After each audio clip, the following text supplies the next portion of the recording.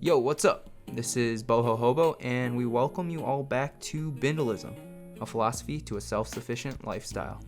The purpose of Bindlism is to unlock authentic perspective as we create a community of like-minded individuals who are living a self-sufficient lifestyle. A self-sufficient lifestyle is one in which a human being is activating their self-awareness to curate an authentic life that keeps them sustained mentally, emotionally, and physically in their adventure towards self-fulfillment. Boho Hobo's mission is to support a community that fosters this culture. We will be interviewing a diverse group of people, including artists, creatives, entrepreneurs, and independent thinkers to make this happen. Please join us in this journey as we explore the world and broaden our horizons with discoveries of new perspective. Thank you to everyone who is taking the time to stop by on your journey to give us a listen. We hope you enjoy, and as always, explore endlessly. Yeah, so I got into Bitcoin back in the 2017 bull run. And then ever since then, I've just been studying a shit ton. I probably have a good 5,000 hours clocked in between like financial literacy, because I was studying stocks and stuff beforehand. And then like getting into the crypto space, like all in all, probably good over 5,000 hours.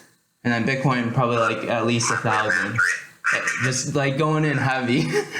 I love learning about this stuff. It's fucking intense. It really is. It's one of those, like, once you kind of take the plunge, you don't know when to come back up for air. Yeah. Because it just keeps going. It really just keeps going. And it's funny, we do have a similar background here because I came from stock trading and got into, because of the high risk, high returns that are options, you look at, altcoins, things like that, and you go, oh man, that's some return too. And doing a little bit of trading in there, I decided at some point, I was like, this is something that's really confusing for me, and I spend a lot of time here, so I'm sure that, like, there are other people that want to learn more about this, so I decided I was going to write a book for, an introduction to the metaverse, Web3, altcoins, all that sort of stuff. And it came to a grinding halt when I got to one of the first, actually the third chapter, which was going to be on Bitcoin. And I realized that Bitcoin was going to need its whole own book. And so in starting that, it took over everything. I dropped the rest of it, essentially all the shitcoinery, all the metaverse stuff. It all just disappeared in a blink of an eye, essentially. And I ended up paying full Bitcoin in about a week. I think is all it took. But since then, yeah, it's been a nonstop studying process. And I mean, I feel like I'm still very behind because I'm, class of 2021. But I'm really grateful that there's so many people that have been in this space for so long because they're so willing to provide that like fast track information that you couldn't get back in 2017, 2019, or it was a lot harder to find. Yeah, that's a good point. And there's still a lot of like controversy around it, where I think at least within the Bitcoin community on Twitter and just like through the figureheads, like I feel like we're starting to come to consensus on what exactly this thing is, whereas before it was like way divided. And I mean, it still is when you're talking like all of crypto Twitter, because there's like other, like shitcoin shillers that are trying to like lead you away from Bitcoin. But I think the core Bitcoin narrative is pretty sound. It makes the most sense, even like when you're comparing it with like just how fiat currencies operate, and like when you're looking at risk return and stocks and even altcoins. Like there's nothing else out there that is more logically sound and also stable as like, if you look at the Bitcoin network as its own business model or business operation, there's nothing more sustainable as a business, at least from my own experience that I can find, that will also give you these high risk returns as being like this new globally being adopted, like basically like paradigm shift. It's wild. I get you. There was a space I was in the other day actually where they were talking about that, the separation of the network and the asset, which is super important distinction to make first off, and I'm sure you're aware of that. But they were talking about treating the network like a company and how would you value that company. And it was a really interesting conversation to get on because I never really thought of it that way. Like I understand that the network will do what the network does regardless of the price of the asset. And so, like, the price of the asset doesn't matter to me as much. Like, obviously, number go up is cool. Like, that's fun. I like to see it. Nobody wants to see it go down, unless you want to buy more, which is always good and all, too. But it never, like, shook me on the idea of, like, the stability of the network. And then when you know, that whole description of, you know, think of it as a company, and they said the same exact thing you did. When you look at the risk return and the stability of growth and the way that this network's going to evolve, there's nothing that beats it in all facets. And so when you combine that with the fact that it's an investable asset and a primary asset that you can't self-custody over, it's absolutely foolish not to be in this field in one way or another. Yeah.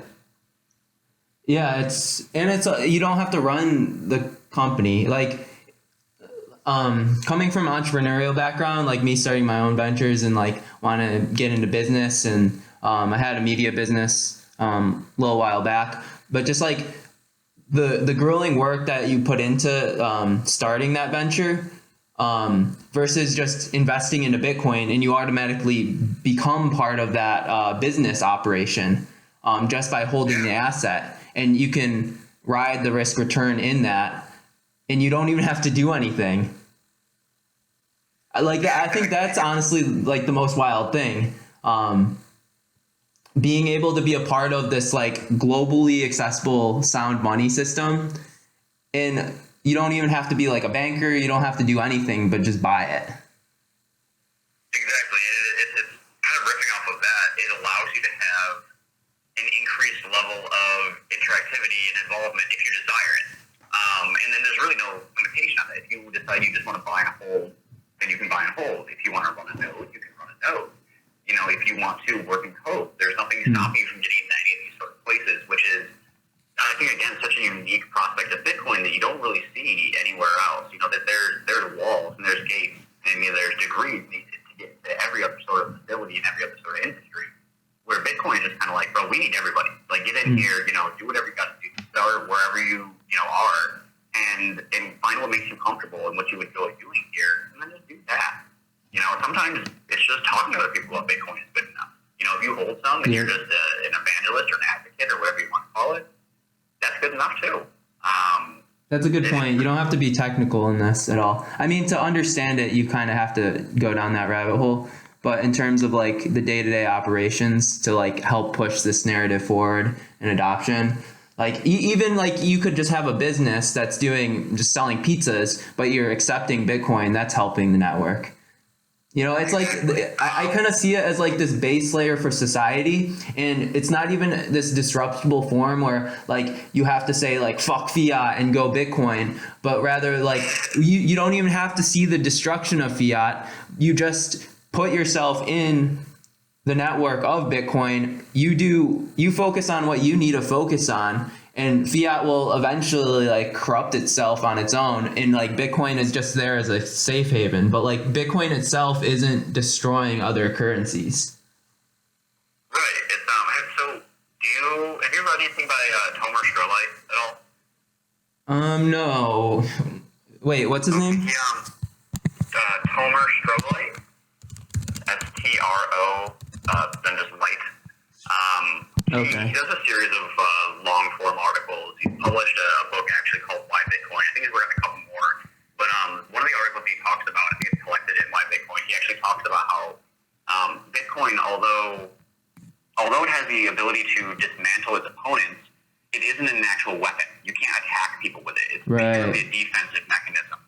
And it's part of what makes it so beautiful. And on top of that, there's nothing that, with anti-fragility and things like that, you have this indestructible weapon that can only be used for defense. Yeah, it's beautiful. It's just kind of like... It's like Gandhi with peaceful protest. Yeah.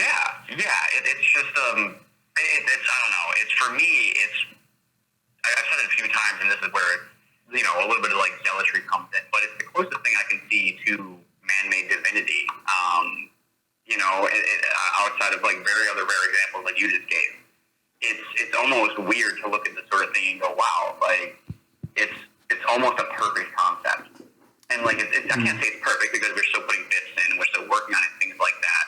But at its core, it's so simple, but it's so complex in its own defense mechanisms. It's it's bewildering. Like, I still struggle to wrap my head around this entire idea sometimes.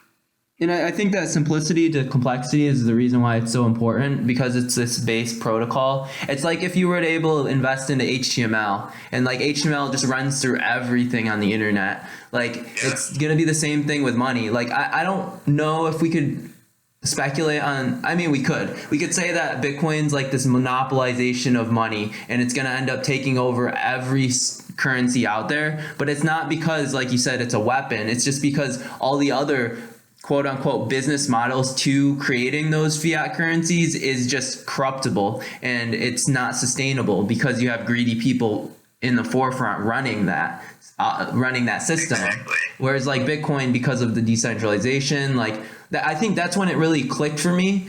Like, it's nice to know that you don't have these figureheads going on the news that are also wealthy and that can also control the money supply. And like, without going down that rabbit hole with like understanding like how we went off the gold standard and blah blah blah with fiat, like you don't really understand what money is. But then like Bitcoin just like puts it right in your face. In every like market cycle that we go through, it just shows how much corruption in like money printing there really is, even when the government doesn't come out and say so. Exactly. That was honestly, that's what I didn't really.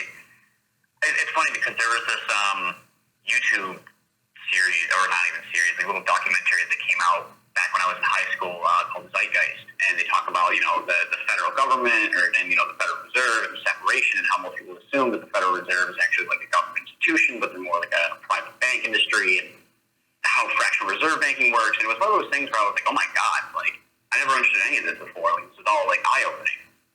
And then it just kind of went away. I never heard anything about it after that. And what's interesting is that came out around the same time that I think Bitcoin first also came online, but there was no connection between the two then. So it just kind of like faded in the back of memory, and like I had to like rise into adulthood. So you're like, oh man, fuck the banks, like it's all corrupt, but like I'm stuck in the system. And it was just like that until Bitcoin came to the forefront again, and I read the Bitcoin Standard, and they go through talking about, like you said, moving off of the gold standard and then just overinflating the money.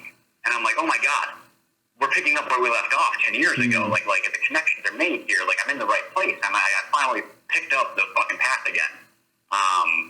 Yeah, it's like all roads lead back to Bitcoin.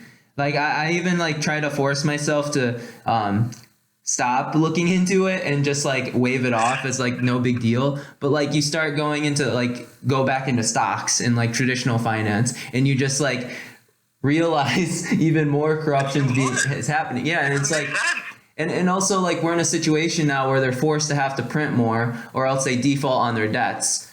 And so it's not necessarily, it's like, I feel like at first there was the narrative where it's like, oh, this is dangerous for government, and like they don't want to adopt it. But like the further out we go in this monetary expansion, the more the government is going to have to get Bitcoin reserves, or else they do default, and then there's no return after that. And so it's like this self-reinforcing thing, and it's beautiful, but like it's so disruptive at the same time. It's funny, we were talking about that in Spaces the other day, because somebody asked, how do Bitcoiners more or less come to terms with the fact that, Bitcoin was made to upend the banking system, yet, you've got government and banks that are trying to put it on the balance sheet.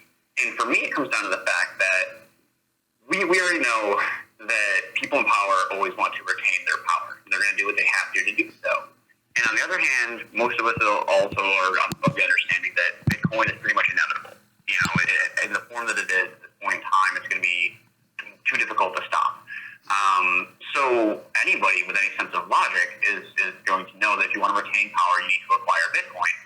And the thing is, we can't stop them, and that's okay, because they can have the asset, but that doesn't mean they control the network, and they don't control Bitcoin itself by doing so. So that it's fine. It's not going to allow them to do fractional reserve banking and all the things that they were going to do with the hyperinflated money system, just because they have some of the assets. It doesn't bother me at all. Yeah, and to go back to like the simplicity of it, it's kind of crazy to think that we've never had something like this, that it's just a hard money supply. So meaning you can't expand it anymore, and it's just built-in protocol, and it'll always be that way. And it seems like people in power, if they really understand money, would want to create something like that, but because of like human compulsion and like psychology, like they just can't come to terms with that. And then they even lead us to believe. Governments throughout history have never been able to keep themselves from printing more money. They just can't help it. When there's the ability to get free money out of thin air, they have to do it, man. And that's all it is. It's as simple as that. It's like, it's a hard money supply that no one can inflate. But then from that, it just like creates all these other things that emerge where it's like, now we actually see what true wealth is, or we see like how the free market can emerge from that, where you don't have any government intervention on where money goes to. Like COVID, for instance, a lot of money was printed just because they were trying to help that narrative, and they use things. About 30% of the money supply, I think, over the couple years of COVID. And then they manipulate the media to make the populace believe in certain agendas just so they can feel like they're in the right to do these kind of things. Like money, just these like social projects that they're happening. And like it could be for the good of humanity, but it corrupts how the free market operates. And then it causes like supply chain issues later down the road, which we're seeing now. Exactly. I mean, as far as like the media controlling narratives and making up false narratives, you know, being a young boy when 9/11 happened, it seems like everything after that was fear narrative, an increasing fear narrative. And I know the media definitely had fear narrative before that, but it just seemed so intensely focused from 9/11 onward that it was just always something new to jump to and some bigger thing that we had to throw more and more and more money in. And it was always a new excuse for us to go somewhere and put more money in this problem so we could somehow make things better. And it's funny because, like, after all these years, I don't think we've solved any of the problems that anyone in the media has claimed that we're going to go overseas and do, or we're going to fucking throw, $20 trillion at. And it's just, I don't know. It's really interesting to see how when you have a money supply that's essentially infinite because you can just inflate it away and just make more and more of it, how we can also go on these infinite length wars, where back when you had to depend on, the gold reserves that you had, if you ran out of gold, you had to stop your war. You couldn't pay your soldiers. You couldn't feed people anymore. You were bankrupt as a country. So I think that, like, getting back to a hard money system where you have to depend on the ability to, provide with a real asset that you can't just create in and out of thin air will change the global face of war as well. Yeah, and it's potentially creating more world peace because a lot of wars are funded through, if not all wars are funded through monetary expansion. Exactly. So it demonetizes war.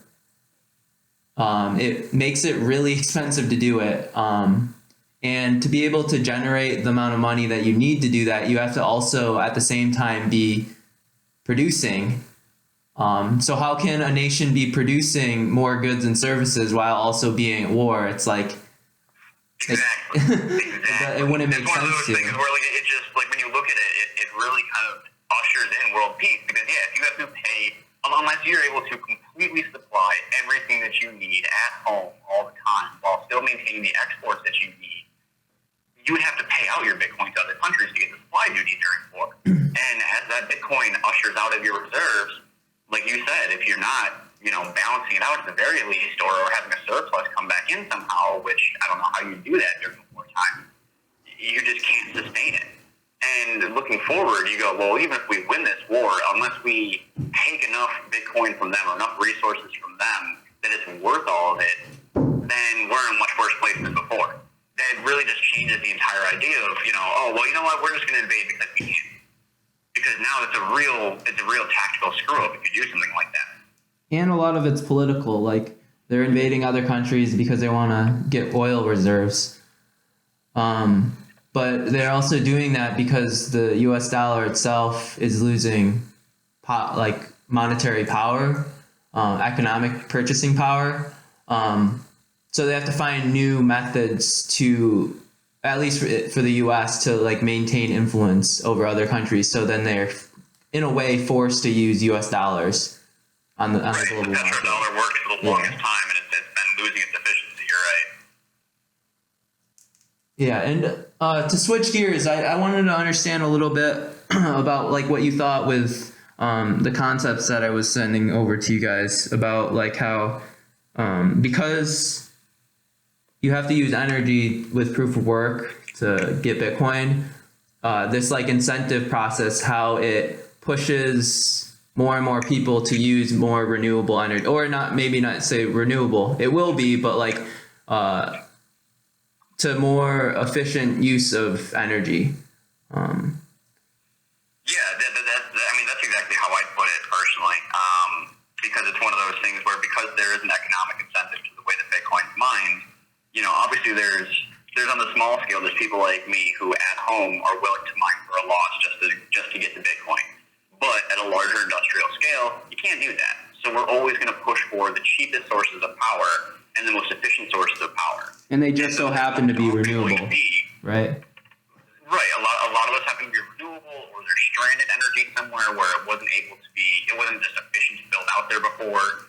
And I mean, as far as like looking at like the CapEx investments to like put into something like putting up an oil rig and all that sort of thing, and investing in like firing up a coal plant, unless you already have the coal plant that you're just going to kick back up, it's pretty capital intensive. And I mean, on the renewable end, if you want to invest in nuclear, it's very, very intensive to invest in nuclear too.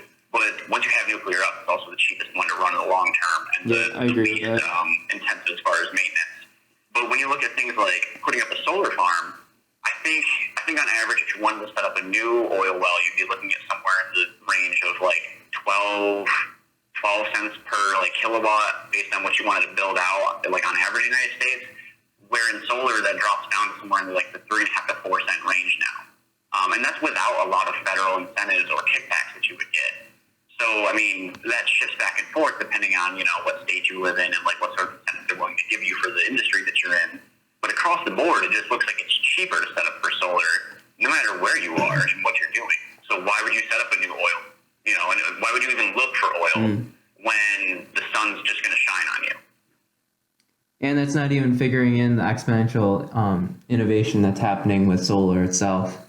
With like exactly. I mean, you've got things like there's this company that has these new solar panels that are built into a honeycomb shape with ridges on them, so they capture 35% more light because they reflect. The silicone can only absorb so much and reflects the rest off. And because these are built in a ridge pattern, the valleys and the nooks reflect that light onto the opposing panels, and then they reabsorb some of that light, which is just genius. And then you have other companies that are working with capturing the residual heat from these solar panels and then putting on, what do they call it? It's thermoconductive. I think it's thermoconductive materials that will basically generate electricity from small amounts of heat.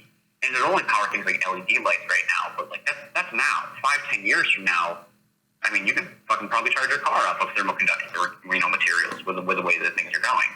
Yeah, and I feel like we always underestimate too the 10 to 15 year time scale.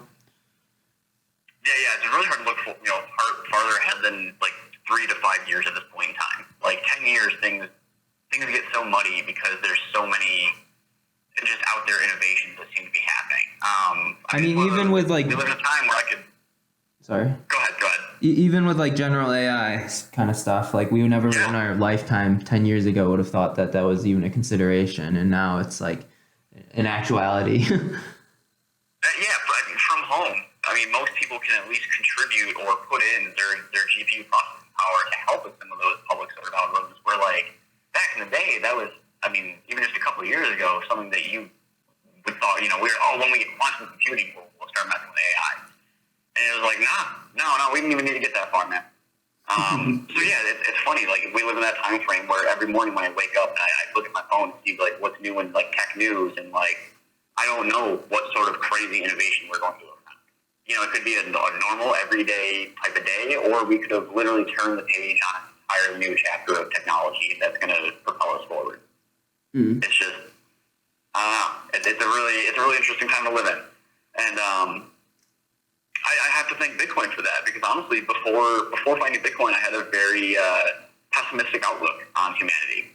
I mean, it's living in New York doesn't really help often, but on top of that, like, just listening to fear mongering in the news and like looking at like knowing the way the government's corrupt and like the monetary system's corrupt, and not knowing that there was anything you could use to defend yourself. It just felt so defeating that it was like, man, like when COVID first hit, I hadn't found Bitcoin yet.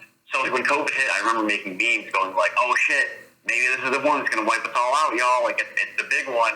And once I found Bitcoin, I was like, oh shit, we're all going to live, right? Like we're going to make it, because like this is important now. Like we have hope. We have to pull through this, guys. We do, though. Yeah. What's that? We do have hope.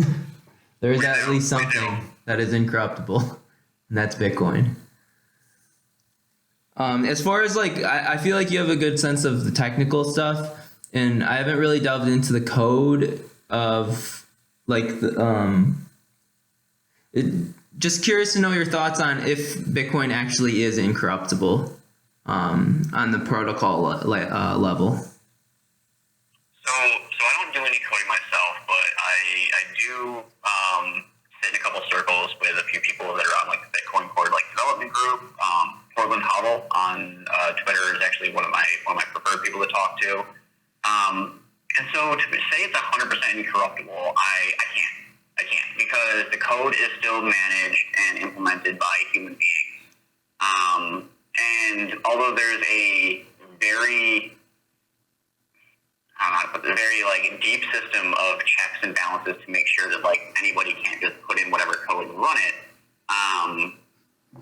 To be fair, you could have, because there are certain popularity groups within there, you know, somebody that decides to put in some sort of code that runs it to their advantage, I guess, or more or less get preferred voting on bits. But the problem with that still is, even after you get the code implemented into Bitcoin Core, if people don't choose to run it on their nodes, your chain still gets rejected. So like on one layer you can corrupt it, but on the next layer, when people go to adopt it and decide whether they're going to run this or they're going to continue to run their old code, you can't force that on people.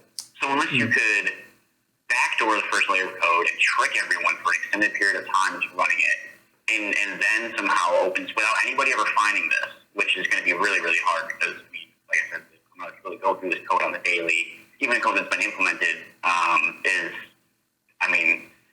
it's beyond my understanding. I'm not a coder myself, but it seems like it would be one of those things that you could, in theory, do, because anything's possible. But like at the same time, a black hole could also open up in my dining room right now and suck me in. Like it could happen. Yeah. But like, what are the chances? You know, like it's really, really minuscule. But it's not something that keeps me up at night. But it is something to say that like it's at least a possibility. Yeah. I mean, shit, anything could happen. I'm a firm believer in that at any moment, absolutely anything could happen. So you just never know, man. It's an exciting ride. Yeah, and that's why you need to have your money in something that can protect your purchasing power to the best of the ability, whether that's gold or hard metals, things like Bitcoin. But another like big light bulb moment that happened for me was just realizing like, because people say, oh, it's just code, like people can go and change it, blah, blah, blah. But like you still have to have consensus with all the nodes to decide on what exactly this network or this Bitcoin is. So even if you're a single node and you change the code, if it's not agreed upon with the whole consensus network, then it gets ruled out and then they move on with the shared protocol. So,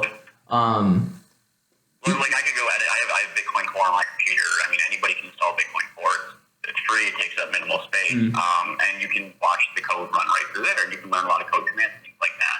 If I was so inclined, yeah, I could spin up my own branch of whatever code of Bitcoin Core that I want to run.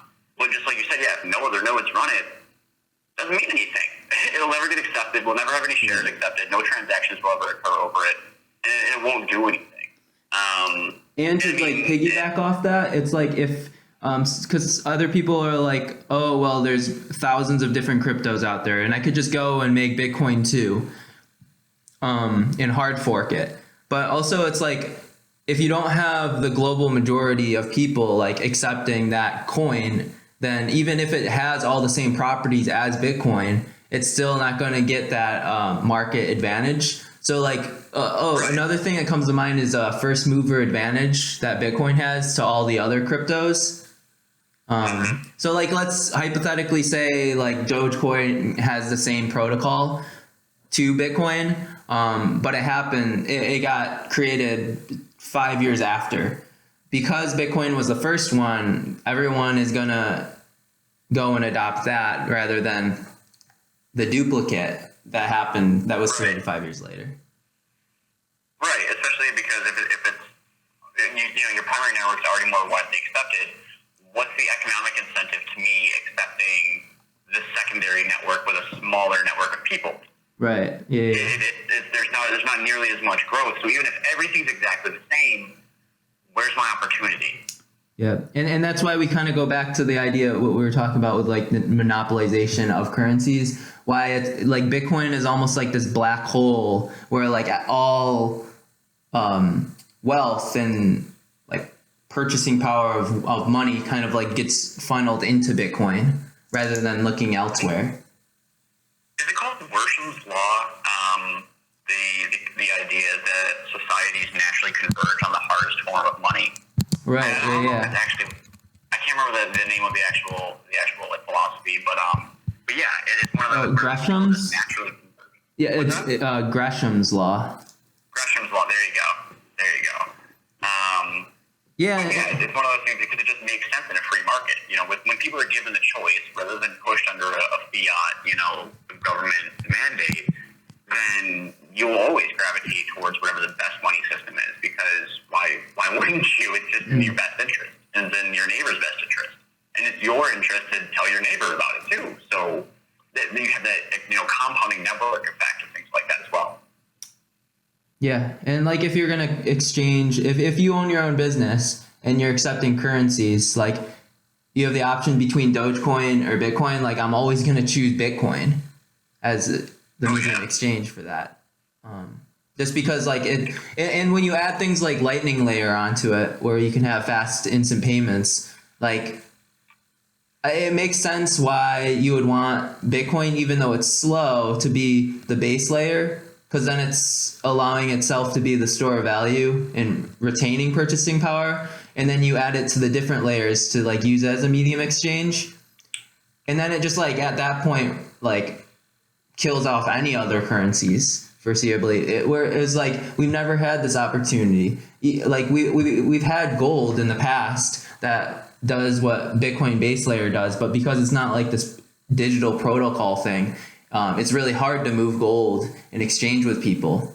So like we could honestly say that this is like the first time in history we've ever had something like this. And why maybe Gresham's law, where this like monopolization of driving bad money out, it wasn't able to reach full like exponential adoption because gold didn't have the full properties necessary to be the all expansive sound money. Exactly. It's so I forget who there's somebody on one of the Twitter spaces again who was talking about this tripod of monetary stability, and the three pieces are security, scalability, and scarcity. Mm-hmm. And if you had to choose any two out of the three to have as your layer one, you always want to have scarcity and security. Because in layer two, you can build scalability, which is, like you said, what Lightning Network did. The ability to move faster and have more transactions over time. If you move scalability into your layer one and then depend on adding scarcity or security in your layer two, it's not stable anymore because anything can be manipulated on that layer two to invalidate the layer one at that point in time. Yep. I would always rather have a slower, more secure network and then be able to build out from that. Mm-hmm. Yeah, I agree. As far as Ghostfruit, what exactly is your role in that? So I'm our director of mining operations, which means I'm in charge of getting all of our miners running, incorporating a lot of the uses of heat, designing the tanks that we operate them out of, since we run everything in immersion, piping all of it up, and basically deep diving into all sorts of new Bitcoin, seed uses, and finding out, how we can incorporate this into our business model more or less. Has it been profitable? So thus far, I would say yes. Phil handles more of the accounting end of it. We are still only launching between cohort 1 and 2 right now, but we're still looking to expand into cohort 3 by Q1 or Q2 of next year. So we're still moving forward. There's been a lot of issues with trying to mine out of New York, but our thought process is, if we can manage to mine in New York, we can swing it anywhere else. It's just going to get easier from there. California might be on par as far as difficulty goes, but literally any other state will be easier. And we kind of had to, because this is where we're based out of. It's pretty hard to manage a site out of Pennsylvania when I'd be having to either make an immediate move or drive down there back and forth on the regular to check it out. And as far as energy availability, is it less so in New York compared to other places? What was the last part? As far as availability or accessibility to energy to be able to run the miners, is it better in other locations? Yeah, so there's New York. Well, New York implemented the carbon moratorium, which means that any sort of natural gas or carbon fuels of any sort of kind you can't mine with, which knocks out anybody that's connected to the national grid, which is the majority of New York. And then if you live in a municipality, a lot of those municipalities passed an FCA agreement with NIMPA. So even though they have renewable energy and it's super cheap, if you're doing proof of work mining, they want you to pay for a low density study. They want you to put down this hefty down payment, and then there's this huge rate difference that actually makes it more expensive than if you were to go through national grid, who you can't mine through anyway because they use carbon fuels. So it's about finding the municipalities that didn't agree to that, or finding private project owners. We found a couple people that are setting up solar farms on their area, on their land, and chasing them down more or less. But it's been very, very tricky. Where as in Texas, Riot just got handed, I think, $9.3 billion in basically ESG related credits for helping stabilize the energy grid out there. So they're actually being paid to run their miners or alternate the power level of their miners based on what the state needs. So it's a completely different mindset out here. Yeah, and the whole ESG narrative with POW not being environmentally friendly and all this other stuff, that was another kind of thing that I was trying to highlight in the stuff that I sent to you guys.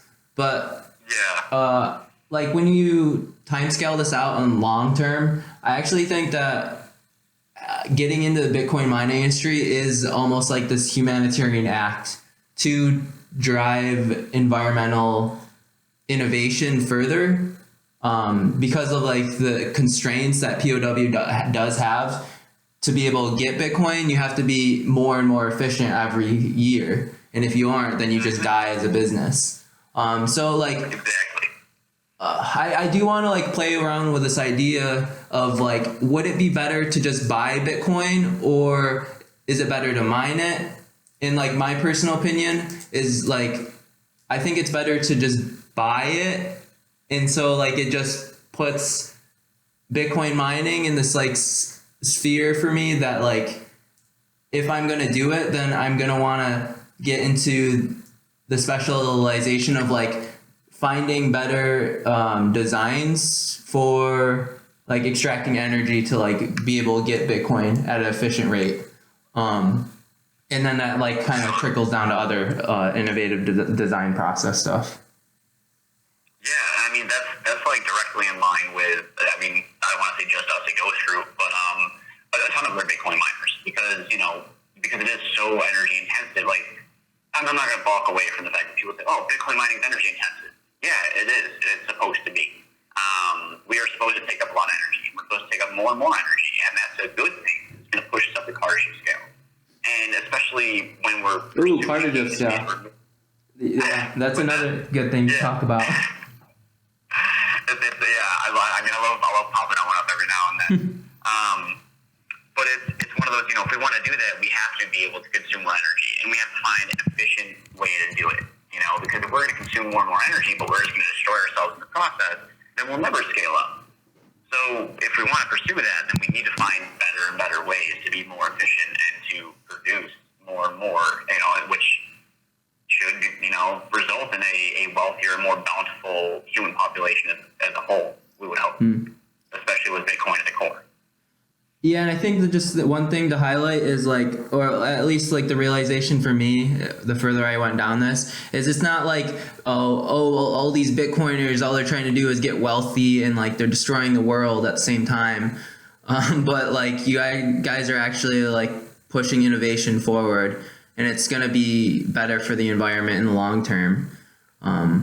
But right now it's just trying to navigate that narrative. And if the government really understands the ESG stuff or just being environmentally sound, I think they'll start to adopt it more. But yeah, I think it's good. Yeah, I mean, it's part of the getting wealthy end.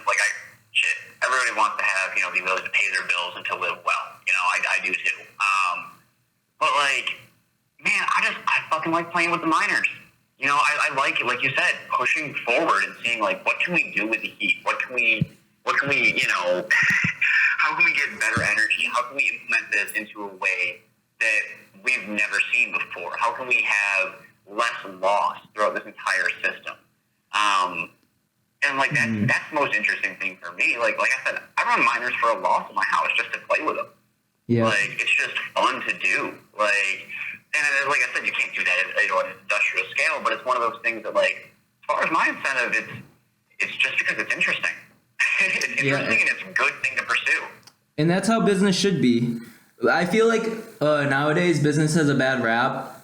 And this is coming from a family that always would give me the narrative of oh, fuck the car salesman that's trying to sell you stuff. They're just trying to get you money or get money out of you and stuff like that. And I believed it, but then I went into actual entrepreneurship and doing it myself. And then you start to realize that most businesses run at a loss, but their passion is the thing that keeps driving them forward. And it's only until they've done it for 10, 15, 20 years that they do strike it rich and get big. But that's only because of their capacity to scale becomes a lot larger. And then you see this spike in profits. But unless they sell the business off, they're not going to realize those gains. Right. And to highlight how Bitcoin ties into all this, I feel because you have this asset now that can be this store of value that beats out inflation, that is getting network adoption every year, that if you wanted to be wealthy, you just store your money in Bitcoin from your regular paycheck. And then entrepreneurial ventures end up becoming not about the money, but rather because you actually enjoy the thing that you're trying to build out. And then that further incentivizes people to find new innovations to make it better for the end customer, rather than the end customer being the means to stay profitable for the business. And I feel it reorients society where the people that become wealthy now have this duty to provide a better efficiency for the free market or to the end customers, rather than trying to game the system. I mean, there's still going to be gaming, but it's not just a moral issue anymore, but Bitcoin actually puts it in your face on this economic I don't know how to explain it.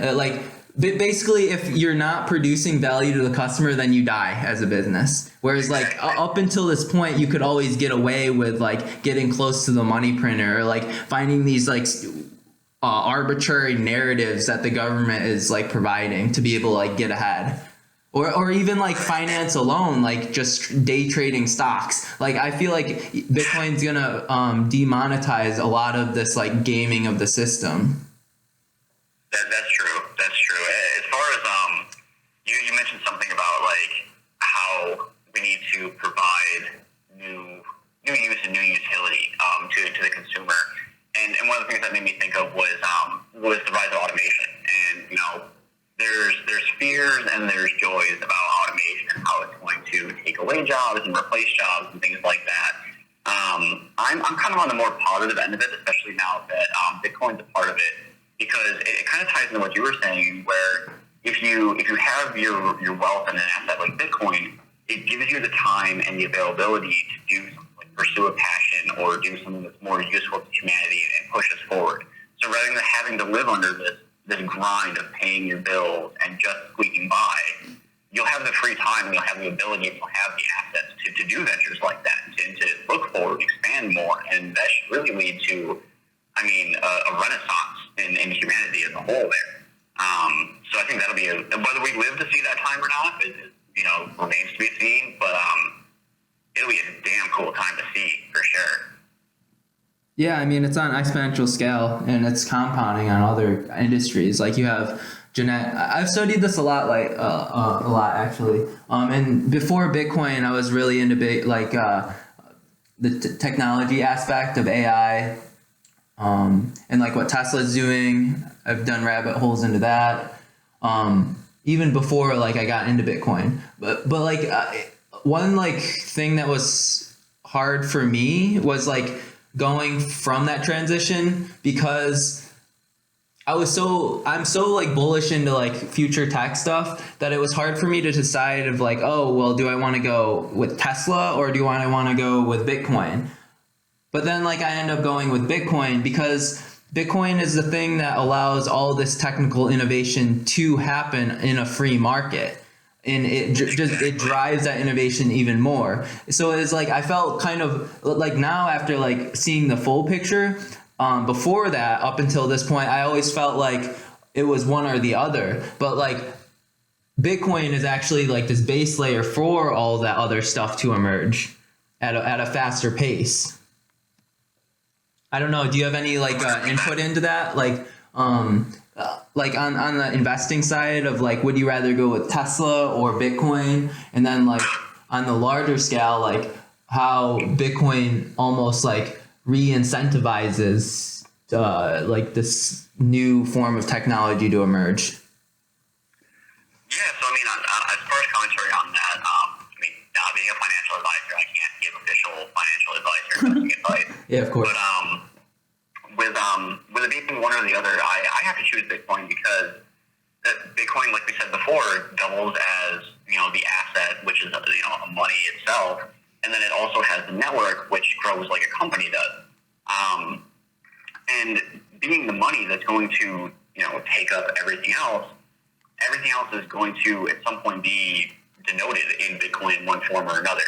So as the wealth of Bitcoin grows, and I can buy more and more things in it, and I can interact in more and more ways with it, the value of Bitcoin itself is going to grow.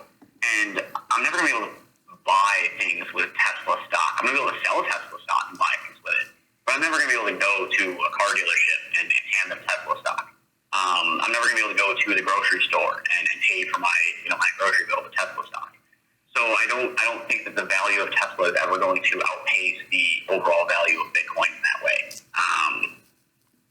Currently, obviously, things could be different. I'm not sure what the actual cap of the market cap on Tesla is, but just looking at it from a farther standpoint, it only makes sense that as Bitcoin grows out, it'll certainly outpace Tesla. Unless Tesla becomes the one monolith mega corporation that makes everything in the world. And even then, if we're paying for it all at Bitcoin, if Bitcoin's going to be equal in value to Tesla.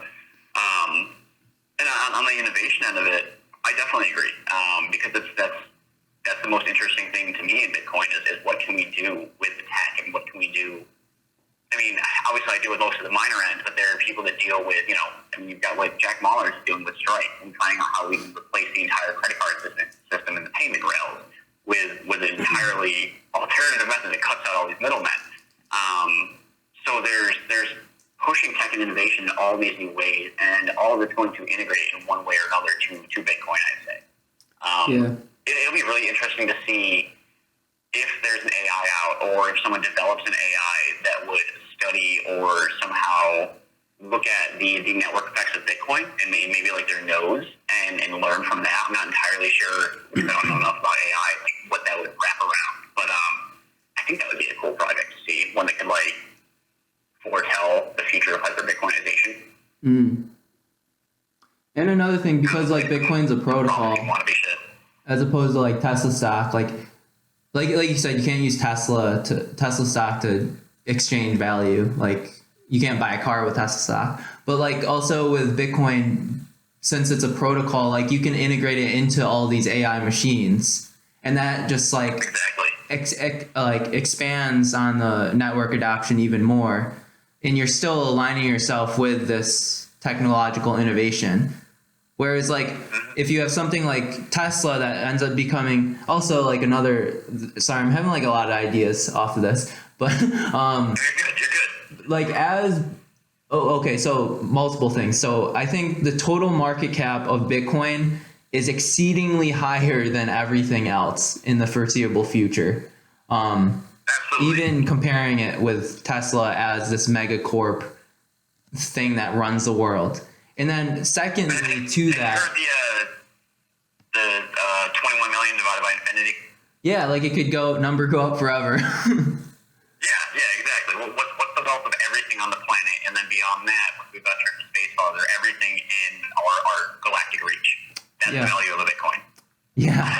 Holy shit. Yeah, that's true. Like if we go to Mars and they're extracting value from that, like extracting resources from that, like that's even more like the infinite scale, you know? Exactly. And like you were going off of the Kardashev scale, as we get more and more energy acquisition, like it just further secures the Bitcoin network and drives the adoption with that.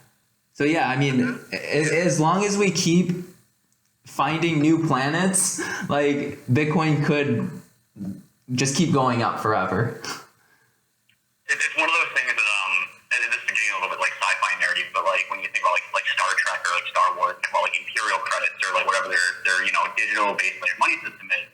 It's one of those things that like being a nerdy kid, running a Bitcoin like just made a lot, like digital money just made sense because it's like, oh yeah, we've seen this before.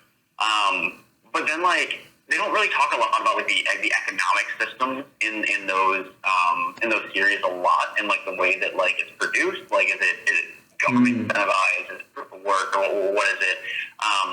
But I'd really like to think that if you look at the forward future of humanity, if Bitcoin continues to grow in the way that you're describing here, as we describe, find new planets on a huge galactic scale, that's exactly what it'll look like. It might not even be called Bitcoin anymore. It might just be called credits or whatever the deal is, Satoshi at that point in time. Who knows? But it'll be. It'll always be the base layer protocol, though. It'll always. Exactly. Yeah. It will be. Exactly. Like the amount of money, or not the amount of energy that gets dumped into it, the more energy that gets put into the Bitcoin protocol, and the larger it expands, the more difficult it is to attack and to dismantle. So once we've reached that point where it has already surpassed at least 51% of everything else as far as money is concerned, I don't think there's even a way to attack it from there. I mean, not without completely upending all of humanity in the process. Like, and at that point, I think you would require an alien race, like, or a comet, or like, something like that, a solar flare. Like, it would be something that would be utterly devastating to humanity at that point in time that would really have to upend Bitcoin. Yeah, like all humans would end up dying in the process, so it wouldn't even matter. Yeah, there'd be like one dude with like his bunker and like a cold car. You'd be like, all right, when we get out of here. But to piggyback off of like the Tesla idea, so like as Bitcoin network grows, as it gets more adopted, I think we could start to see demonetization even in Tesla, because like a lot of the reasons why as of now, like Tesla's not really doing much other than like making the cars, but like in terms of the grand vision, they're not implementing it. And a lot of it is getting funded through like this ESG narrative credit thing and the government funding them.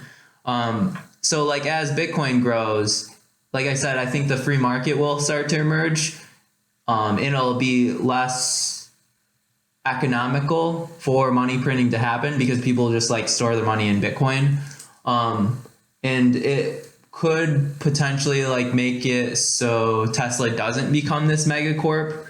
Or if they do in the long term succeed in that, then as Bitcoin network grows, other competing forces, other businesses, I think, could overtake their position easier because of Bitcoin being a thing. Absolutely. I think that if Tesla wants to become the mega corporation that we described, they would need a drastic pivot in either their implementation or their focus on marketing, one of the two. And while they label themselves as a car company, most of what they're focused on is data collection currently, which like makes sense for like implementing AI and things like that. But there's this current disconnect between collection and, like you said, implementation. And if they want to grow and they want to remain relevant, they do have to move forward, and they have to move forward quickly, because it won't be long before an unknown, startup as of now could rise up beyond them with AI as their forefront.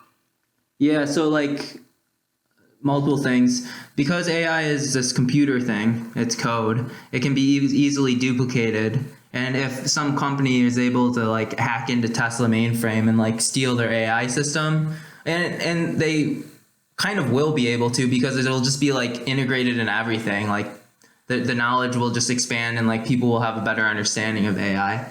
It'll be increasingly harder for Tesla to like maintain that moat, so to speak. At least on the AI front, like they'll be able to get moats on the physical stuff, like the car production and like the gigafactories and stuff. Right, but the actual technology inside is an entirely different story. Yeah, all the code, like it could easily be replicated into another business model. So we will, like, people say AI is this like centralizing force, but like I don't know, maybe it's like actually democratizing, because like everyone will be like everyone has accessibility to the internet. I don't know. Yeah, no, I would agree with that. I don't think that AI is nearly as I think it's overly demonized. I think that popular culture has a very heavy hand with that. I mean, look at movies like Terminator, iRobot, all that sort of stuff. And like, while I can understand the fear of technology, and especially like the fear of change, because it's very natural for humans to fear change and the unknown. It's just what we're good at. As much as we're curious, we're fearful.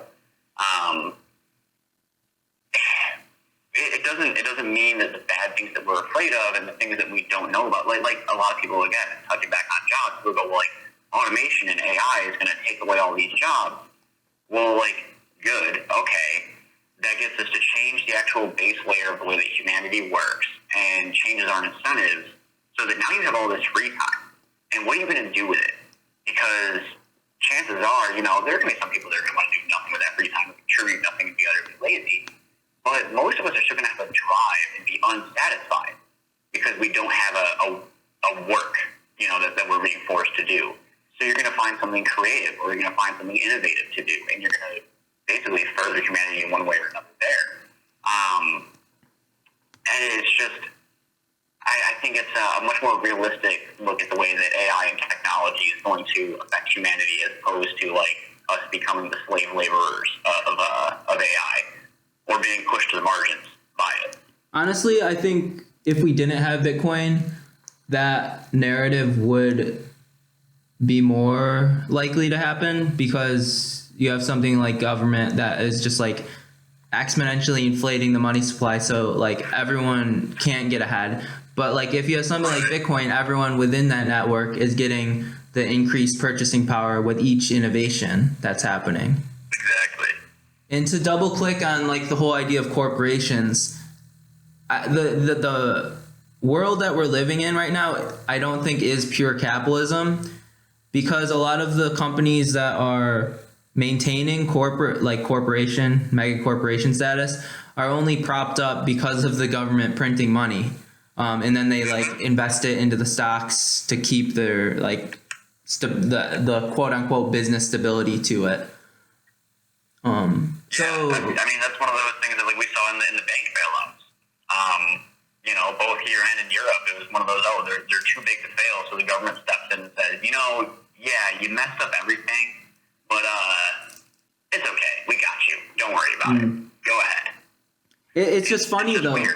to see like people that are really leftist that are like, oh fuck banks, like fuck capitalism and everything like that. But like then they go and support these government funded projects. It's like they're supporting the thing that's causing all of the suffering for them. Yeah, it's funny. I saw a short just the other day. I think it was PragerU who put it up. That was interviewing this girl, and they were like, so you believe that like the government's corrupt and like they're very authoritarian, like the third. She goes, yeah, absolutely. Like look at all these examples, and they go, okay. So you also support like social welfare programs and like they basically just listed off a bunch of these like government imposed programs that would like increase their spending and increase their control over day-to-day life. And she goes, well, yeah. And he goes, you don't see the disconnect between increasing the government's control over your day-to-day life and thinking that they're corrupt. Yeah. You can see like the 200 IQ rising brain explosion moment. And then like she just has this like, oh my God, like thank you. Like, and I was like, what? You just converted her like that, bro. Yeah, for real. But also the right's they're equally at fault in the sense of like like they support all these like United States rah like military blah blah blah, and like that's the same thing. Like all of the money that's getting printed for military is also destroying their purchasing power to be able to like get their trucks and like get all this gas to be able to like run their farms and stuff like that. Like it's all ass backwards. More money than I think any of the individual companies does. I mean, except maybe like the banking industry itself, military is terrible. And so I mean, I guess that's where like I've come to a point now where I don't know where to put myself on the spectrum. I was never called a conservative before until someone farther left called me one recently, and I was like, whoa. I was like, hold on there, fella. But yeah, so like I don't really know where I would put myself, but I can definitely say that it's neither current party. Like, yeah, it's apolitical. Like, I'd rather hear people's ideas, because I think that's another thing too is that people really like to, and I guess it's a fair assessment because of the way that most politicians are, to say that because you're either a Republican or a Democrat, I'm instantly not going to like you. But I feel like that's only one or two steps away from like racism. To look at any like one facet on somebody and just go, oh, because of that, I might. It's actually funny. There was a space burn a couple weeks ago where we had a gentleman that's running for, I want to say senator or Congress out in Wyoming, who's running as a Democrat because in his district it would be the benefit, but all his policies are very conservative policies. And somebody stepped up in the space and said, so I agree with all of your policies and I would vote for you except for the fact that you said you're a Democrat. And I was like, the mindset that you just put out is so incredibly ignorant. Like I get it. The fear of, being called into, the blue state process or whatever the deal is, whatever you want to call it. But just to say that it's just too binary, man. You're right. Like you have to look at people's individual motives and incentives and say that, look at the fact that, first off, Abraham Lincoln was a Republican. He was the one that freed the slaves, and then we had the flipping of the parties and things like that. So things have changed, and they can change again, and then we can have intermediaries in between them. Where, right now, it seems like the two parties are very, very at odds with one another, and it wasn't always that way a while ago. 20, 30 years ago, they were closer to the center. Each. Have you ever read Ray Dalio? What's that? Have you ever read Ray Dalio, Changing World Order? I want to say that it's on my Audible list because the author sounds familiar, but it's not one that I think I've gone through yet. The name is definitely familiar from the author, though. Yeah, he's an investor and finance economics guy. He's macroeconomic. But I highly recommend you reading that. Let me look it up. Ray Dalio. I think it's The New World Order. But that'll clearly highlight what's going on right now with the political parties. But basically what's happening is with each iteration of money printing and just basically destruction of everyday people's purchasing power, I'm at a loss of words. The political parties, the fight against them becomes increasingly more because like how we're saying how on the left side, the left is wanting like they have like the certain incentive for the more like social programs, but it's like paradoxically not aligning with like the end goal, because like they're giving up their like freedom basically. And then like same thing on the right side, like the right's trying to protect their freedoms with more military, but at the same time it's like destroying their purchasing power, which is like also the same thing that they're complaining about. A lot of it is because of like this like smoke and mirrors type like shadowy work at like the higher level, that people aren't able to see what actually is happening, because all of this is behind closed doors with whatever the government's doing with the monetary supply. Right. So as more and more purchasing power gets destroyed, like there's just more heightened, conflict against the parties. Yeah. Yeah, I mean that makes sense, because like as people are unhappy, and they always seem to waver back and forth towards whoever says the grass is greener on the other side.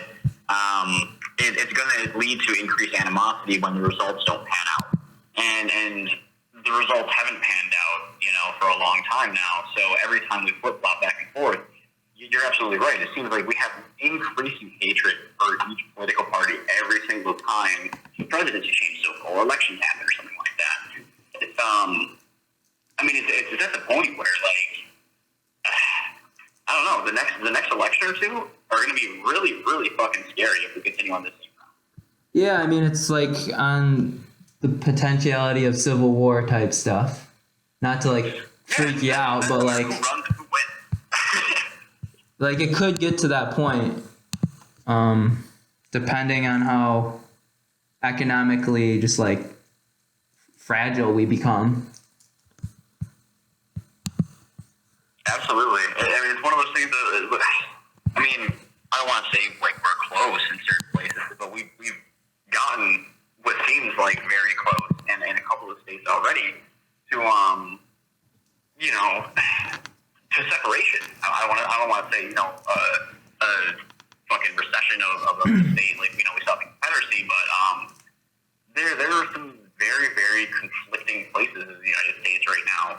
And I don't know if part of that is just because the country is so large and our population is so diverse, and we have such a large centralized government in place now that's trying to placate to the masses, where we, I think, should kind of tone that back and let smaller local government deal with their municipalities more, because you could, at that point, have more of a closer relationship with your your residents, and at that point have policies that are more in line with the people that live there. But it seems like we're trying to do a one size fits all, a universal type deal, and it's not going to make everybody happy. Well, we're kind of biased here, but I think like Bitcoin is that universal thing that can bring both parties together towards like the common fight. I agree. I mean, I would agree that it'll bring people together, because I've seen both Republicans and Democrats advocate for Bitcoin along with independents and things like that. So like I said earlier, I would like to see the parties come closer to the center again. But to do that, we need to, like you said, fix the animosity between the two parties by fixing the monetary system. Otherwise, they will continue to push farther and farther away from each other, which will push more and more of a wedge between the citizens of the states themselves. Yeah, and unfortunately, I think if the United States starts to get Bitcoin reserves, that'll continue to be the case. Like, I think it's like the U.S. is stabbing themselves with a knife the more that they reject Bitcoin, because like if we're like looking at the common problem, or like we're diagnosing, like on a medical term, like diagnosing the illness, and the symptoms of it are the political disruption, the political conflict. I would think the cure or treatment would be that, or the root cause of the illness is just the economic fragility of every time they print money, and then Bitcoin being the cure to that. To kind of double click. I get what you're saying. To kind of double click on like what I was talking about with Ray Dalio. His theory is basically that like the rise of power happens because you have the country that adopts the most hard money ends up becoming the strongest because they have the most purchasing power, and then they dominate in the economic world order. But that's been Safety talks about that in the Bitcoin space. Yeah. There we go. He's a great Bitcoin proponent. But as you disrupt yourself and get off of the gold standard, the further you diverge from actual economic superpower, and then it becomes this political like you have to attain power through political means or maintain power through that. Right. And I think that's like kind of what would happen. Increasingly tyrannical. Yeah, and I think that's what's happening right now. It's funny because I was I was having this like an offhand conversation with my brother yesterday, or maybe it was 2 days ago, about he was saying like, okay, so like fantasy world, like there's like this big mega corporation that's like, you know, taking over the world, and like the government actually steps in and like does the right thing and like stops stuff. And I go, oh, well, like the thing with that is like that would be called like military despotism. They would become tyranny is what would happen.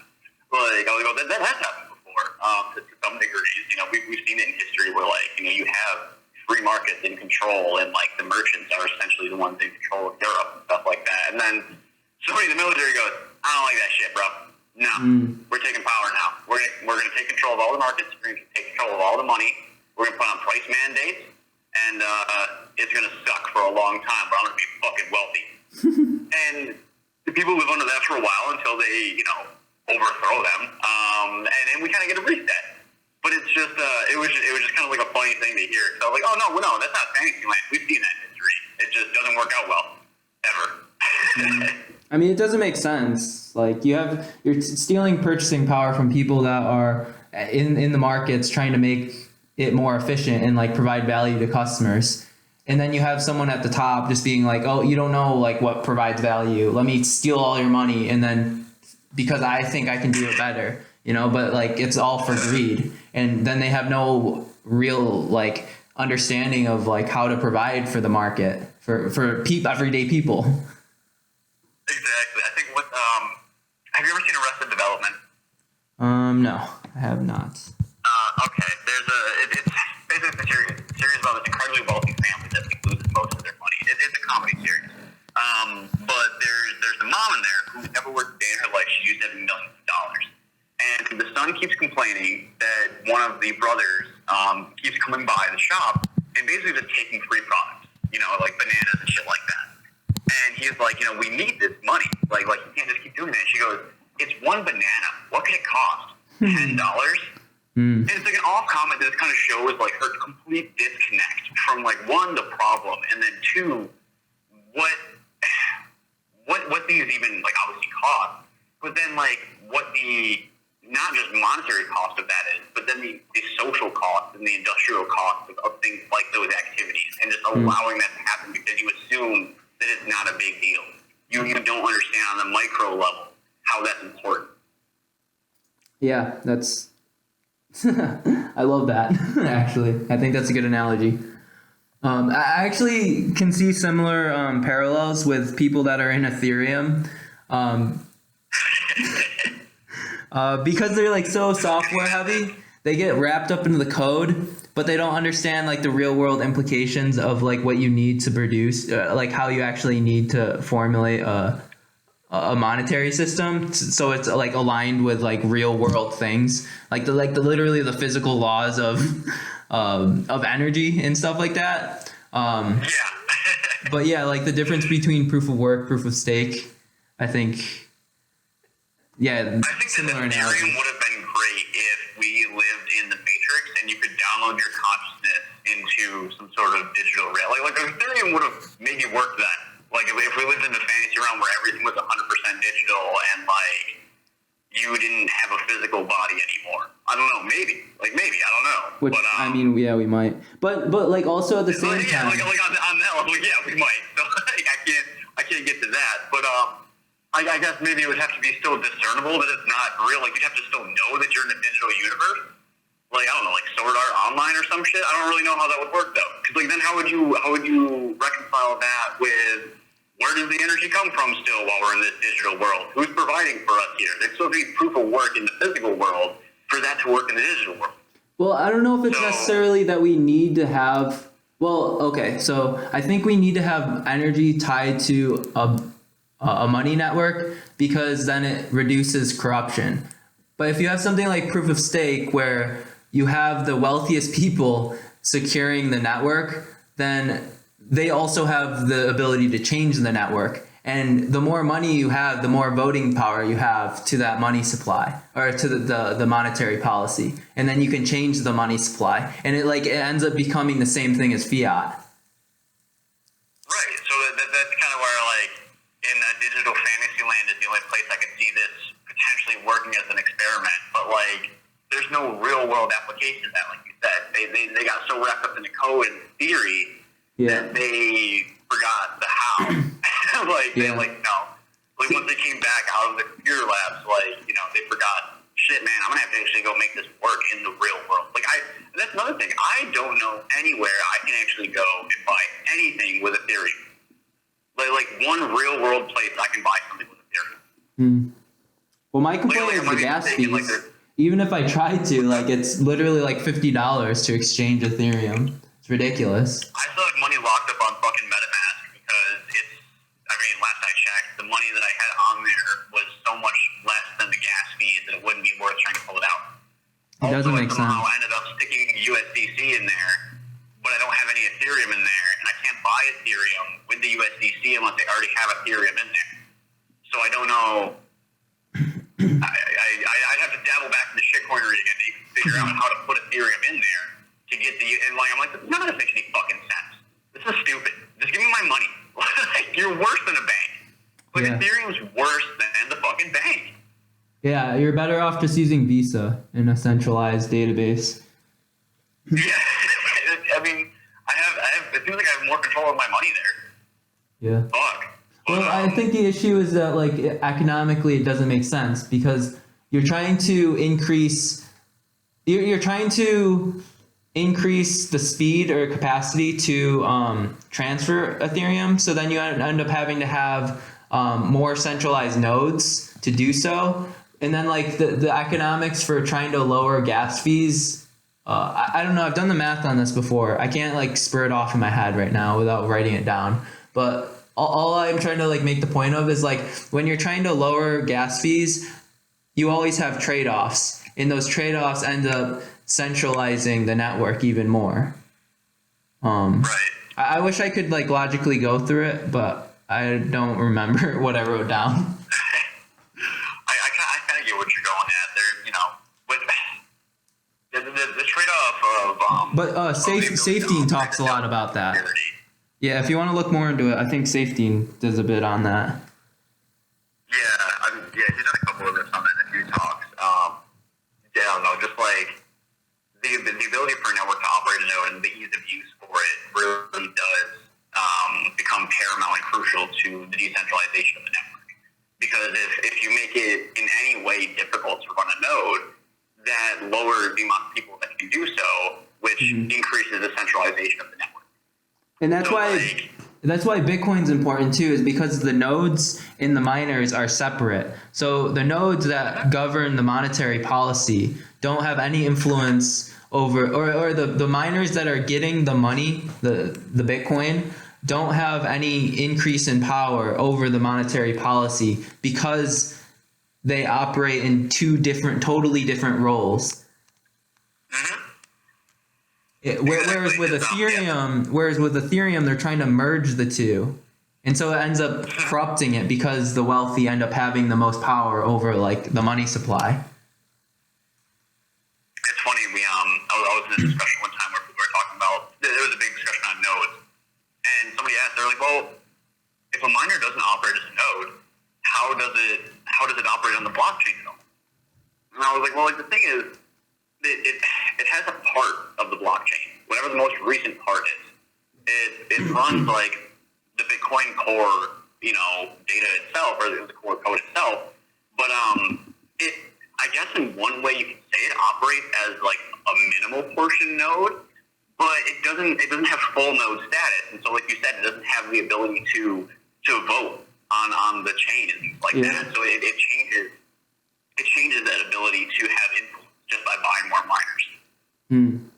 What happens if, like, let's say all miners go offline and then it's just run by nodes, but we haven't mined all the Bitcoin? Then that would be a really interesting project. That essentially asks the same question as what happens when we mine all the Bitcoin. Because if we just shut off all the miners and are just running on nodes, we'd end up in the same process essentially, I think. So I don't really know for certain.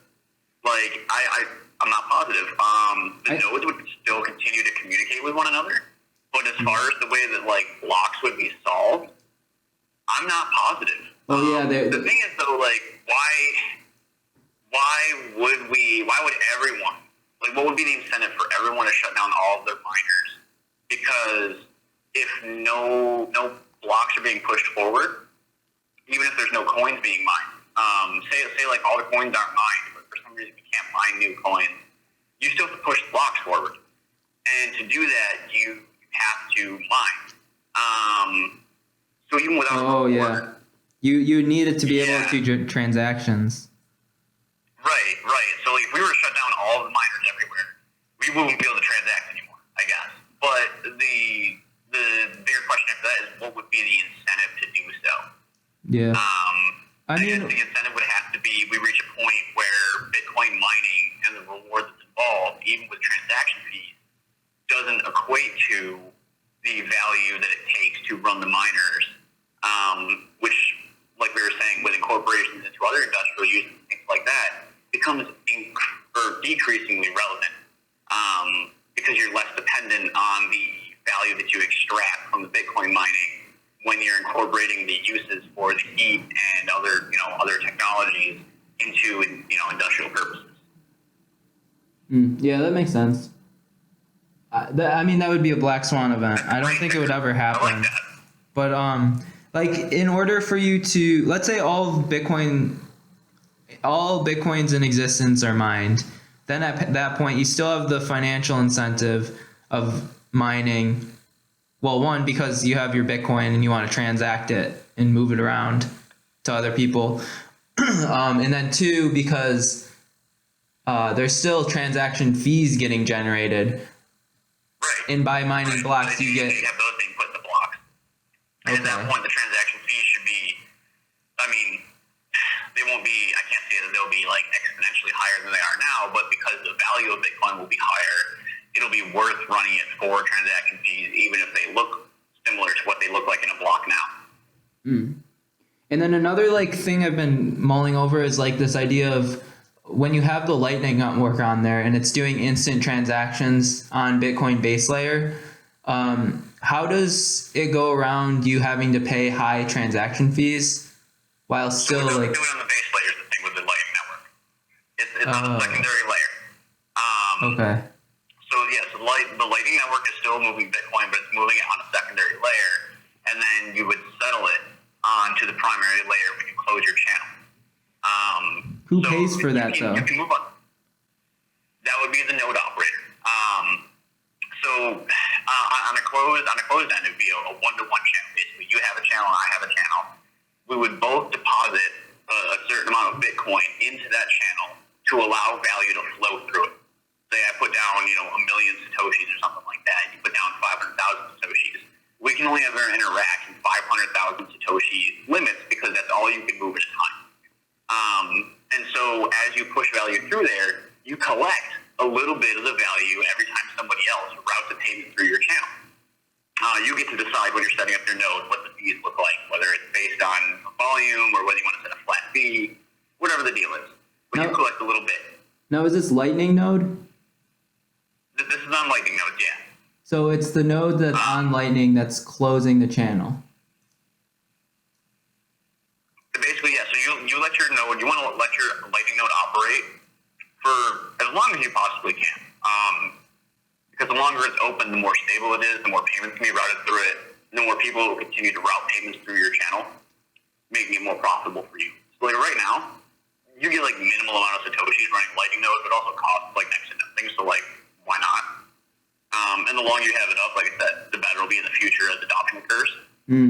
But then once you choose to close your channel, or it gets force closed because your computer crashes or whatever the deal is, preferably you choose to close it yourself, you withdraw the amount of Bitcoin that you deposited, and then you also receive the transaction fees that basically went through it all.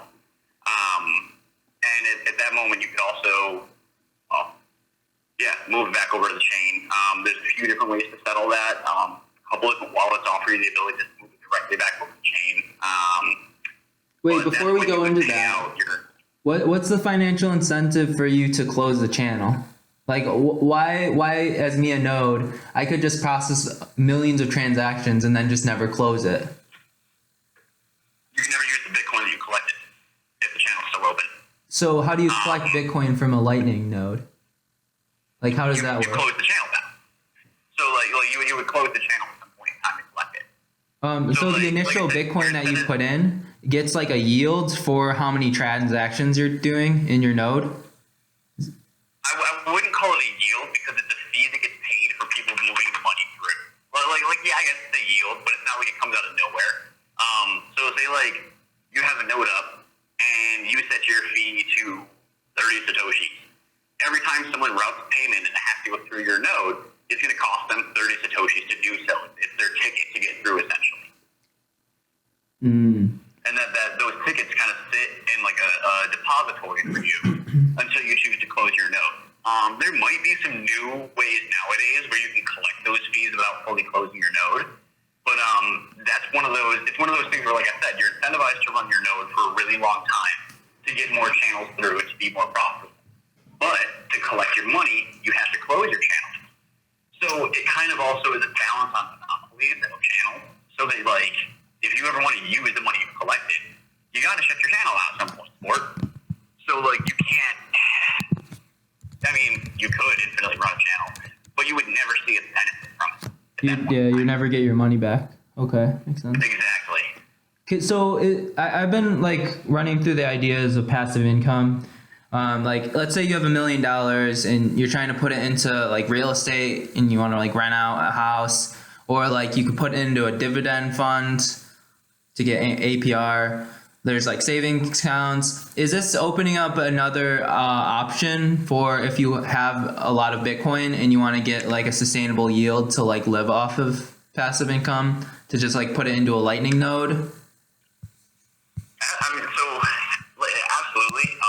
It's kind of a difficult thing to, well, I want to say difficult, but a multifaceted answer, because on one level, like I said, because the network, especially Lightning network, is small right now, unless you're the biggest channel and you're routing tons and tons and tons of payments through, you're not going to make a lot right now. Okay. But as the network grows and longer your channel's been online, especially if you have a lot of Bitcoin to afford to be able to open up maybe a few channels or, a very sizable channel so that people can move a lot of value through there, and then you can just let that run for a long time, you'll see it have ever-increasing returns. Whether it's the amount of transactions that are getting put through or because the amount of value of Bitcoin is going up, or both. I think that personally, Lightning nodes are going to be a very profitable venture in the future, and it's for me, I think it's like a personal pet project to make sure I have a few of them at least running with varying amounts of value to move through channels. Because right now, like I said, it's pennies per month, but in the future, especially as Lightning is the thing that everyone's settling on, or not settling on, but transacting on, because it's just the fastest network. It's going to be like being a part of the Visa network nowadays. Right. Now, is there a way to like route your Bitcoin to these massive pools so then you can get higher yield on that rather than having your own? Like put it in someone else's channel? Yeah. Not as far as I know. Theoretically, I don't see why you wouldn't be able to. But the main issue with that would be that you're trusting that person to give you your Bitcoin back afterwards. Oh, You don't, true. you put it on their node, they're in control of that Bitcoin now, and you have to trust this person to hand it back to you. You completely given them custody. Right. Yeah, I mean, that makes sense. But it does kind of seem like it operates similar to like if you buy a dividend stock. Like you buy Verizon and then they're a centralized organization that legally says that they're going to like give you a dividend at the end of the month.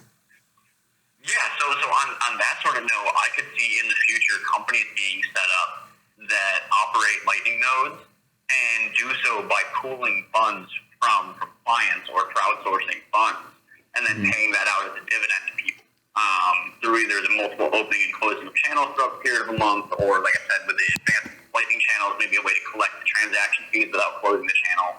But I absolutely see where there's a market for that. Especially if the government or some sort of regulatory agency is involved, ensuring that people are going to be able to get their funds back if this company upends itself or whatever the deal is. But most Bitcoiners aren't really willing to give their Bitcoin to somebody else, third party, and say, "Hey, man, hopefully you give this back to me eventually. I'm trusting you." Right. Yeah. They're not really about that. But I could see on a mass scale, it could potentially happen. Absolutely. Oh, absolutely. Because how many people love dividend stocks, like you said? People love yield. People want to turn their money into more money. And if you have a couple thousand Satoshis and that's not enough to really make a difference on a Lightning network, and that's all you can afford, well, somebody, like I said, is going to come along with a company where they're going to say, "Hey, man, you can pool in with this person, that person, and that person. You guys can open a 250,000 Satoshi channel and all receive a percentage of the benefit. And then we'll take a cut because it's profitable for us too." And you're getting tax benefits because you're not actually like selling a stock. You just keep getting more Bitcoin, and you can use Bitcoin to buy stuff. So like if there's not a tax on buying stuff with Bitcoin, like you could foreseeably just like never have to sell. You know what I mean? Hold forever. Yeah. Type thing. Beyond that, at that point in time, if we're talking about Bitcoin being like the monetary network, you could be incentivized by the government and credited for helping to secure the Bitcoin network. With your Bitcoin? Because, what's that? You're saying you use Bitcoin to secure the Bitcoin network, or as a miner? So what I'm saying is that if you're securing a Lightning node, say you're operating a Lightning node or something like that, and we're at a point in time where whatever government that you live under is operating on the Bitcoin network, they would have incentive to incentivize you to continue running your node, because you running a node secures their network and strengthens the monetary, framework of Bitcoin itself. So citizens could see tax credits or could see, payouts for running nodes or for contributing to Lightning nodes and things like that in the future, which I had never thought of that before. That was something just now struck me.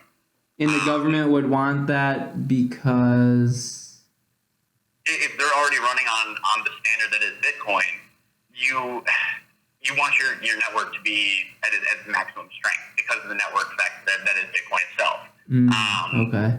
And so it just pays out in that reciprocal effect, especially in that area where we're between hyper-Bitcoinization globally, so that some governments will be on a Bitcoin standard and others won't. If you're on a Bitcoin standard and you want to see your nation progress farther, you'd really want to incentivize your citizens to help push Bitcoin forward. But they would probably give tax payouts in fiat currency, right? It would be like some sort of UBI system. Well, that's where I'm saying if they're already on a Bitcoin standard, it's really going to depend. Are they integrating Bitcoin alongside their current digital currency? Are they only on Bitcoin? What are they doing? They could give you, certain incentives of just you're going to pay less taxes on your house. You're going to pay, a lower, depending on the way the digital investments get, integrated into our lives and things like that. You might pay a lower tax at the grocery store, at the gas pump, or something like that with your digital, identity and shit like that. So it's really, like I said, tough to say, especially because it just came to the top of my head, and we're talking about, a good 5-10 years out at least. But there's something there. I could definitely see some sort of incentive being pushed forward, but how it gets implemented, I have no idea. And at that point, they're probably going to have a CBDC And then they would have Bitcoin as the reserve to like back that CBDC. Right. So they would probably want to pay you out as a CBDC, for putting your Bitcoin down. If they're running that method. Because it would be more beneficial to them it's just like gold. They would be able to, hoard their gold and then give you a note that says, hey man, this is worth gold at some point in time. Yeah, then it would, because I hear in Twitter, like, the CBDC narrative could actually work well with Bitcoin because of these reasons, because you're already, like, on the digital rails, and then it might be easier to transfer into Bitcoin, and then there's, like, integrations between those two. So. Yeah, there's definitely necessary evils that are, well, not necessary, but like prominent evils that come with CBDCs. But at the same point in time, it can also be just as easily a Trojan horse for Bitcoin and make the integration and the familiarity of Bitcoin a lot easier for people. Because, like you said, it's a digitally native thing the government's already trying to get involved with. And then, like we're talking about Gresham's Law, when you look at the fact, oh shit, we've got this digital money, but then there's this other digital money that's already been around, it's already way harder. Let's just like hop on that train instead. We're already halfway there. It just makes sense. And with the hardness of it, like I think the big fear of CBC is them being able to have like infinite power to just money print without us even realizing it, and making it a lot easier to do that. But like when it's alongside Bitcoin, like it'll just be that more apparent that that's happening. And then it's just at their own demise of the CBDC losing its purchasing power. So like it kind of goes back to like what we were originally saying, like Bitcoin's not like a weapon against anything, but rather it's just the best, and like everything else is just like at its own demise. 100%. Yeah, it's one of those things where you can't attack people with Bitcoin, but it definitely has this revealing properties and everything around it where you can't hide things in Bitcoin. Yeah, interesting. Is there anything else that we want to talk about? I mean, shit, I'm sure we could probably keep ripping off for a while here and finding stuff, but it's been almost 2 hours of about the phone here, so I'm probably going to call it soon if you don't have any more questions for the moment at least. Oh no, I'm good, man. That was great. I love talking about this stuff. It was a good talk, man. Definitely liking the headspace that you're in here. It was really cool to connect with you. Yeah, it was nice meeting you too. Yeah, if you're around fucking Salt, I mean, I'm sure you're around Salt City all the time because that's where Phil said he met you. But yeah, let me know. I can pop down. We'll grab coffee sometime, chill. All right, sounds good. Yeah, I'd like that. I'll text you too if I have any questions or we want to keep talking. So. Yeah, absolutely. Feel free to text me anytime with anything. All right, cool. All right, have a good one, man. You too. Take care. Bye. Peace. So there you have it. Thanks again for tuning in to Bindlism, a philosophy to self-sufficient lifestyle. Be sure to explore other episodes of Bindlism on our Spotify and Apple podcast. You can find more Boho Hobo stuff on Instagram and Twitter at boho_hobo_, as well as on our Facebook page at Boho Hobo Lifestyle. It'd also be dope if you could subscribe to our YouTube channel as well. Our YouTube channel has more episodes from Bindlism in video form, along with other random shenanigans that we're up to. We're constantly filming new experiences, so it's one way you guys can stay up to date with us in our journey. So yeah, I guess that's it for now. Until next time, peace.